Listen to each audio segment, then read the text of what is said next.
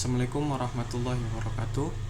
Halo semuanya, perkenalkan nama saya Muhammad Ismatullah dari Prodi Sistem Informasi dari PBJUT Kota Bogor. Jadi di video ini saya akan menjelaskan atau mereview tugas 1 dari mata kuliah pemrograman berbasis web. Oke, kita langsung saja ke soalnya. Di soalnya yaitu Anda diminta untuk membuat sebuah aplikasi website sederhana untuk pemesanan bahan ajar di universitas terbuka yang dilakukan oleh UT daerah. Pada tugas ini, mahasiswa berfokus pada proses front-end tanpa menggunakan back-end terlebih dahulu, sehingga data-data yang dibutuhkan tidak dibaca melalui database, tapi melalui JS file yang akan dilampirkan bersamaan dengan tugas praktek ini. Yaitu ini ya, yang data.js ini. Oke, di sini kita membuat 4 halaman, yaitu halaman pertama yaitu halaman login. Yang kedua dashboard, yang ketiga harusnya ini itu tracking ya, yang keempat yaitu informasi stok bahan ajar.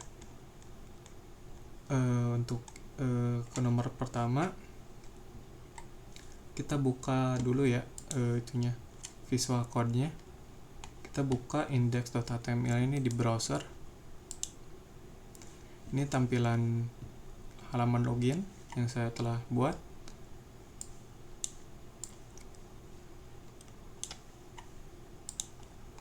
Oke, untuk nomor atau poin 1 yaitu terdapat input email dan password.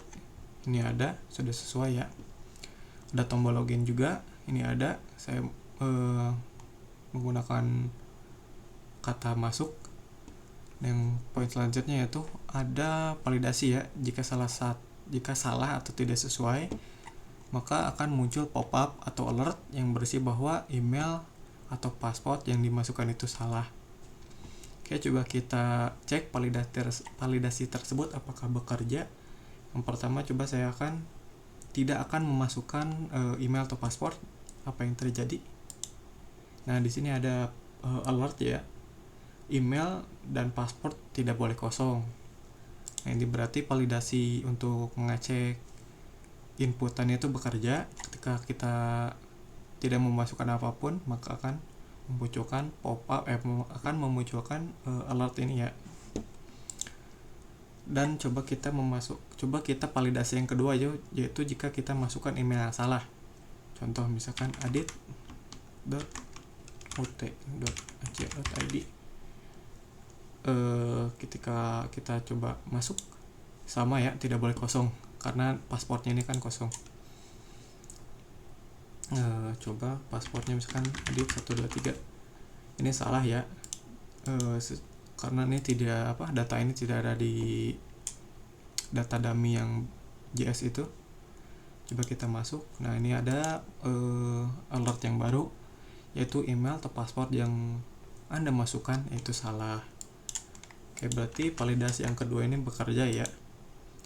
Yang validasi pertama itu kan ketika kita tidak memasukkan maka akan munculkan alert juga, yaitu Anda harus mengisi. Yang kedua yaitu validasinya ketika email atau password salah, maka akan memunculkan alert ini ya. Dan poin selanjutnya itu terdapat tombol lupa password, ini ada, dan daftar yang dimunculkan dalam bentuk modal box atau pop-up. Oke, coba kita klik lupa password. Ini ada memunculkan modal box. Dan jika daftar, apa yang terjadi? Sama ya, sama yang tadi lupa password. Yang berbeda itu formnya yang di dalamnya berbeda. Oke, berarti berfungsi ya yang modal daftar ini. Yang dari gambarnya itu di contoh seperti yang di soal, ada email, password, lupa password, masuk, dan belum punya akun. Sama saja ya, walaupun katanya beda tapi tujuannya sama, yaitu untuk membuat password. Oke, coba kita masuk ke nomor 2 yaitu dashboard. Untuk ke dashboard ini kita diharuskan untuk login.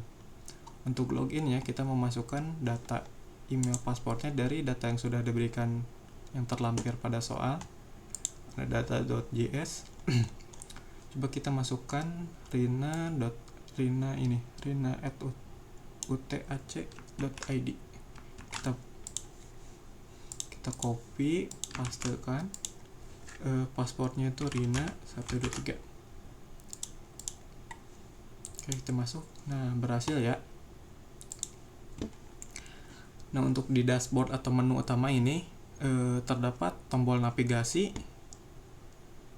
yaitu ada informasi bahan ajar, ini ada tracking pengiriman, ada laporan, di mana di laporan tersebut ada drop down menu, monitoring progres DO bahan ajar dan rekap bahan ajar. Coba kita lihat. Nah, di laporan ini kan terdapat drop down persis ya menu-menunya. Dan yang terakhir yaitu history transaksi bahan ajar. Ini ada. Dan untuk yang menu dan untuk poin selanjutnya yaitu tampilan greeting. Nah, ini ada ya, greeting selamat malam. Karena kebetulan saya recordnya malam, jadi kebetulan greeting ini mengucapkan selamat malam. Karena ini mengikuti waktu lokal ya, waktu lokal yang kita tinggal saat ini. Untuk contohnya itu sama ya, persis walaupun berbeda tampilan tapi penamaannya sama. Ada informasi bahan ajar, tracking pengiriman, ada laporan tersebut yaitu drop down menu. Di menunya ada 2.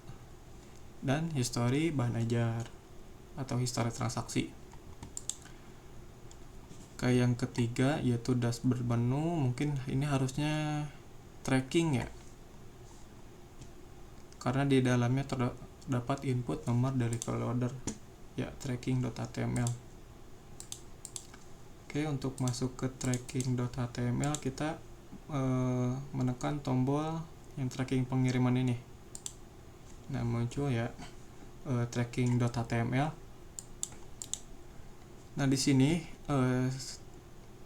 seperti yang dalam soal yaitu terdapat input untuk memasukkan nomor DO atau nomor delivery. Nah, di nomor delivery ini sebelum saya cari ya, terdapat validasi, dimana ketika kita masukkan nomor DO yang salah maka akan memunculkan alert bahwa itu salah ya. Coba kita memasukkan kode DO yang ngarang aja, yang asal. Ketika kita klik tombol cari maka akan memunculkan alert yang dimana nomor DO yang telah saya masukkan tadi itu tidak ditemukan. Berarti validasi yang saya buat itu berhasil ya. Dan untuk poin selanjutnya yaitu kita masukkan yang benar ya, nomor DO nya. Kita lihat di data.js ini.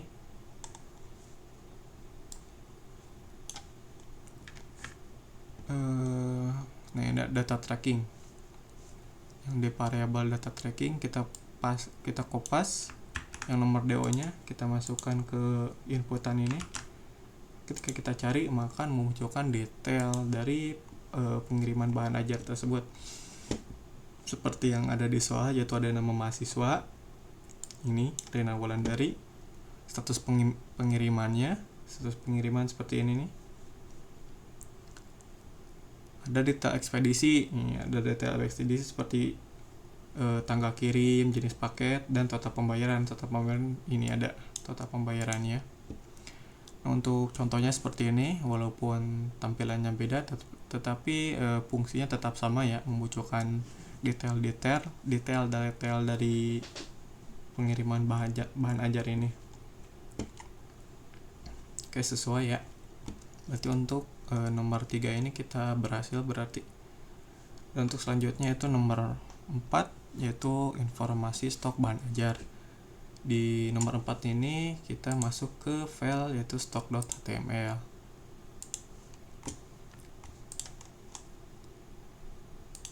Ya, kita kembali dulu ke dashboard.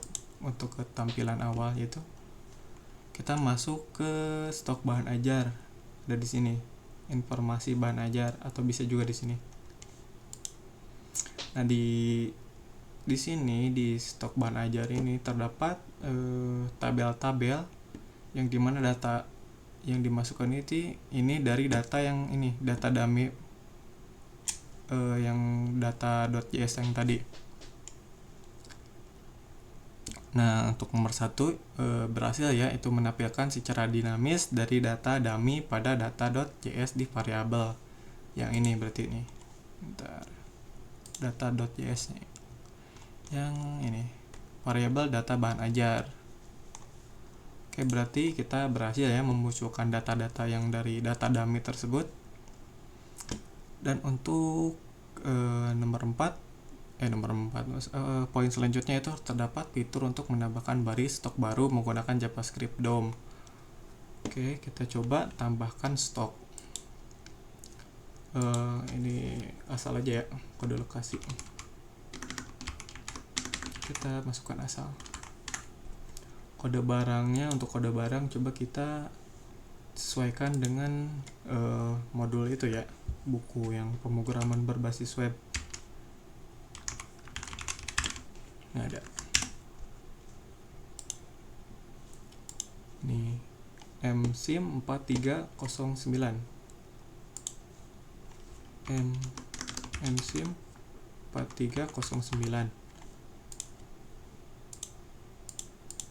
MSIM 4309, namanya itu nama BMP-nya atau modulnya pemrograman berbasis web. Oke, jenis barangnya tentu saja BMP. Edisinya coba kita edisi 3. Stoknya misalkan kita masukkan stok 200 misalkan 240. Oke, simpan. Nah, inputan yang kita masukkan berhasil ya. Ini ada pemrograman berbasis web. Nah, untuk di sini ada status. Saya memasukkan indikator ini ya. Coba kita lihat status di stok. Status. Ini ada status yang dimana di sini ada if jika item stok atau item yang buku ini stoknya misalkan lebih dari 300, maka akan memunculkan batch hijau atau batch aman ini nih. Ini kan stoknya 500, berarti di atas 300 kan, berarti ada akan memunculkan batch aman.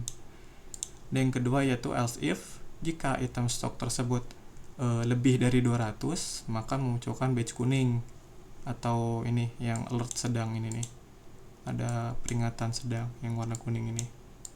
Di atas 200 ya nih, 200 di atas 200, di bawah 300. Karena di atas 300 akan munculkan batch aman seperti ini, batch hijau. Dan yang terakhir else ini yaitu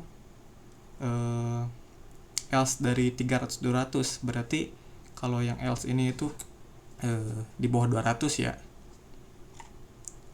Di bawah 200, contoh ada ini nih, buku mikrobiologi dasar. Stoknya tuh 165. Nah, di bawah ini kan, di bawah 200. Nah, maka di sini akan memunculkan batch merah atau ini batch rendah. Oke, cukup sekian penjelasan saya terkait tugas 1 mata kuliah pemrograman berbasis web ini. Mohon maaf juga apabila ada saya kesalahan atau ada salah kata yang saya ucapkan. Assalamualaikum warahmatullahi wabarakatuh.